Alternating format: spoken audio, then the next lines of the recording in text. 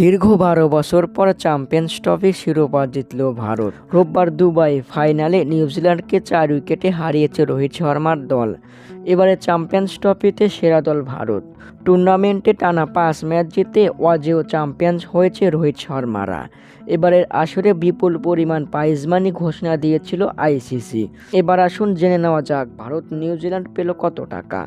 টুর্নামেন্টে চ্যাম্পিয়ন হয়ে ভারত পেয়েছে $2.24 মিলিয়ন, যা ভারতীয় মুদ্রায় 19,52,00,০০০ টাকা। গ্রুপ পর্বের 3টি ম্যাচ জয়ের জন্য পেয়েছে ভারতীয় মুদ্রায় 90 লক্ষ টাকা। এছাড়াও টুর্নামেন্টে অংশগ্রহণ করে পেয়েছে 1,08,00,000 টাকা।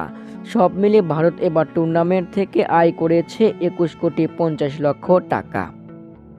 টুর্নামেন্টে রানার্স আপ হওয়ায় নিউজিল্যান্ড পেয়েছে ভারতীয় মুদ্রায় 9,75,00,000 টাকা। গ্রুপ পর্বে 2টি ম্যাচ জয়ের জন্য পেয়েছে ভারতীয় মুদ্রায় 60 লক্ষ টাকা। এছাড়াও টুর্নামেন্টে অংশগ্রহণ করে পেয়েছে ভারতীয় মুদ্রায় 1,08,00,000 টাকা। টুর্নামেন্ট থেকে সব মিলিয়ে নিউজিল্যান্ড আয় করেছে 11,43,00,000 টাকা। এছাড়াও পুরস্কার পেয়েছেন যারা: ফাইনাল সেরা ক্রিকেটার হয়েছেন রোহিত শর্মা, গোল্ডেন ব্যাট পেয়েছেন রচিন রবীন্দ্র, এবার টুর্নামেন্টে সেরা খেলার এই কিউ ব্যাটসম্যান। গোল্ডেন বল পেয়েছেন কিউ পেসার ম্যাট হেনরি। এবারে টুর্নামেন্টে দাপট দেখিয়েছেন এই কিউ পেসার। চ্যাম্পিয়ন্স ট্রফির 3টি শিরোপা ঘরে তুলল রোহিত শর্মারা।